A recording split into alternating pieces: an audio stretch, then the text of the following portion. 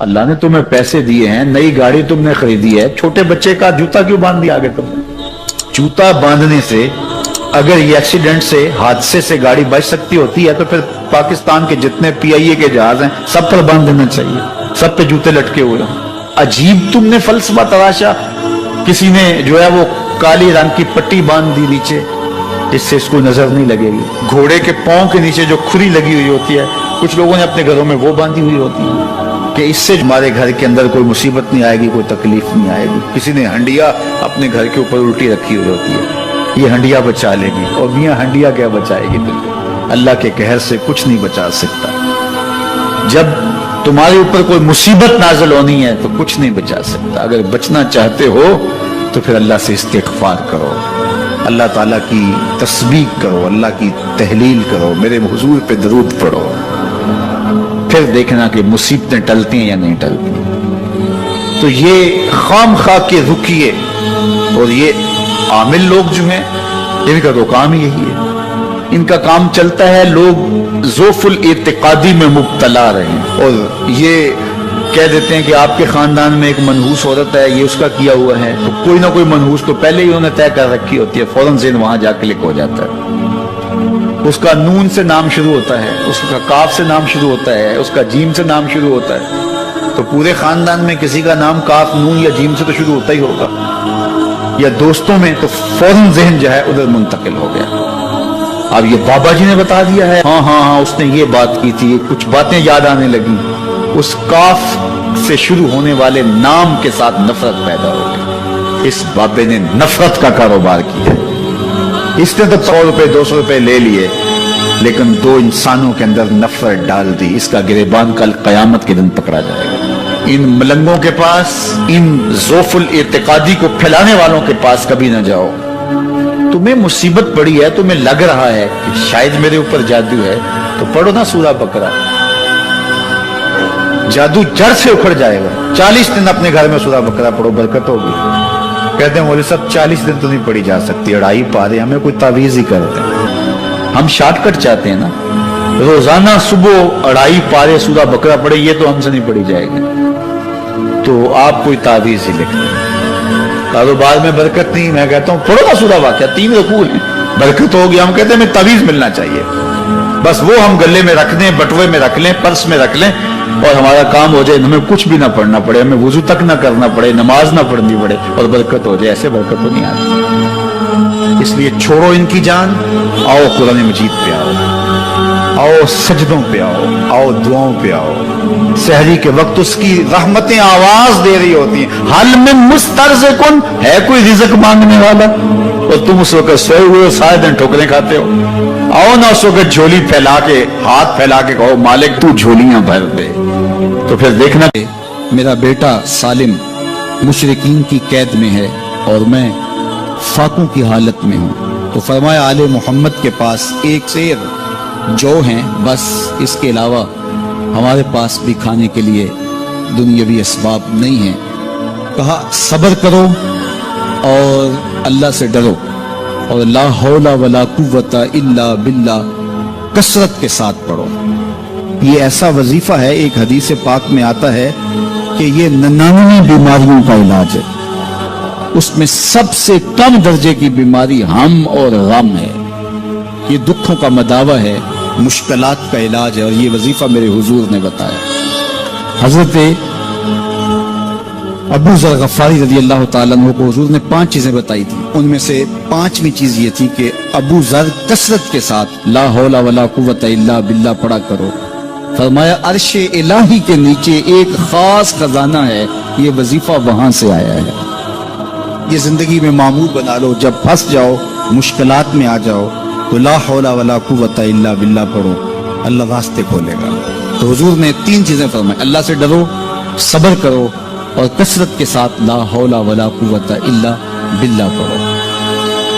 وہ فرماتے ہیں کہ میں یہ عمل شروع کیا, ابھی گھر میں بیٹھا ہی تھا کہ دروازے پہ دستک ہوئی, تو میں اٹھا کہ دروازہ کھولوں دیکھوں کہ کون ہے.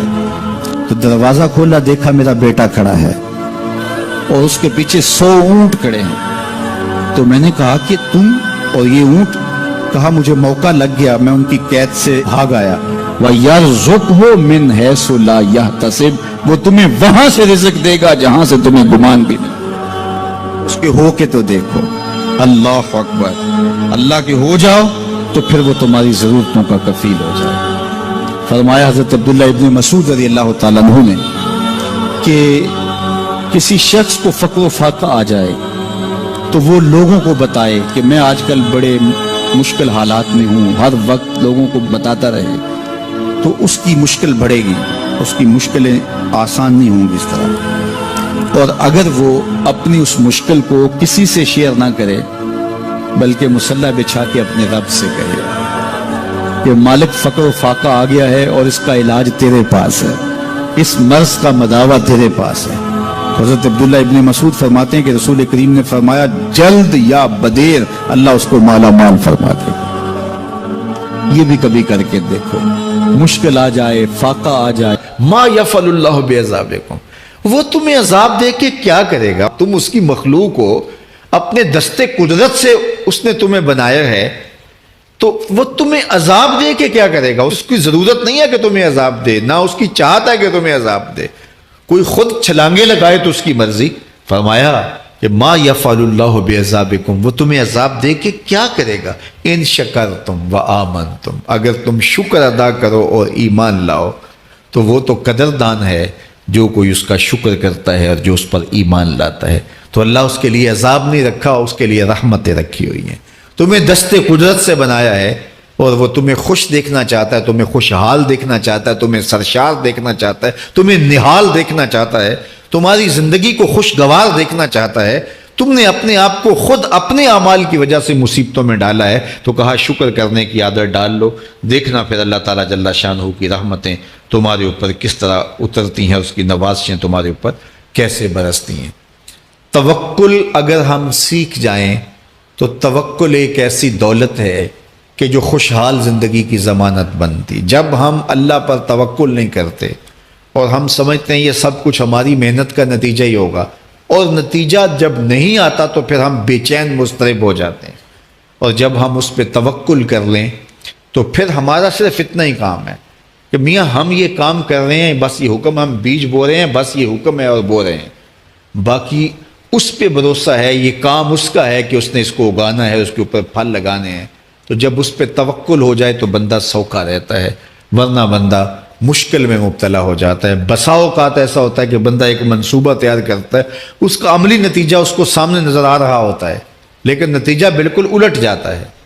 سید علی المرتضیٰ فرماتے ہیں میں نے اپنے ارادوں کی شکست سے ہی اپنے رب کو پہچانا ہے، کہ میں ایک منصوبہ تراشتا ہوں کہ یہ اور یوں ہوگا اور وہ ہونا چاہیے، لیکن نتیجہ وہ نہیں آتا، تو کوئی طاقت ہے اس کا جو نتیجہ بدل دیتی ہے۔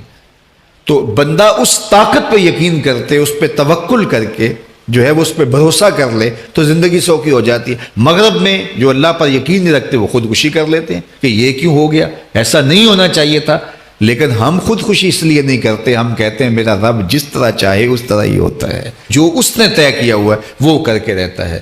اس لیے تم اس پہ توکل کر لو اور اس پہ بھروسہ کرو۔ حضور علیہ الصلوۃ والسلام نے فرمایا لو انکم توکلون علی اللہ حق توکلہ، اللہ پر توکل کرنے کا جو حق ہے اگر تم وہ ادا کر دے تو فرمایا اللہ تمہیں ایسے رزق عطا کرے جیسے پرندوں کو عطا کرتا ہے۔ ہمارا تو کاروبار ہے، یہ فیکٹری ہے، یہ دکان ہے، یہ ہماری نوکری ہے، ہم نے یہاں سے کمائی کرنی ہے۔ پرندوں کا کوئی کاروبار نہیں ہوتا، کوئی نوکری نہیں ہوتی، کوئی ٹھیا، کوئی اڈا نہیں ہوتا جہاں جا کے انہوں نے رزق کے لیے کوئی آغاز کرنا ہوتا ہے، بلکہ حضور نے فرمایا تغدو خماسا وتروح بطانا، جب وہ صبح گھر سے نکلتے ہیں تو خالی پیٹ نکلتے ہیں اور انہیں کوئی اپنی منزل کا تعین نہیں ہوتا، جدھر خیال آیا اڑ گئے ادھر، لیکن کبھی ایسا نہیں ہوا کہ شام کو خالی پیٹ واپس آئے ہوں، کہا وہ پیٹ بھر کے آتے ہیں۔ باہو بولے بن توکل پنچھی اڑ دے، خرچ نہ پلے زیرا ہو، جب گھر سے اڑتے ہیں تو ان کے پلے نہ کوئی خرچ ہوتا ہے، نہ راس المال ہوتا ہے، نہ کوئی اوزار ہوتے ہیں، نہ کوئی ہتھیار ہوتے ہیں، کچھ بھی نہیں ہوتا، یوں ہی گھر سے نکلتے ہیں، کبھی بھی خالی پیٹ نہیں آئے۔ فرمایا اگر اللہ پہ پرندے توکل کر لیں تو اللہ اسے بھی عطا کرتا ہے، تم توکل کرو گے تو تمہیں عطا نہیں کرے گا۔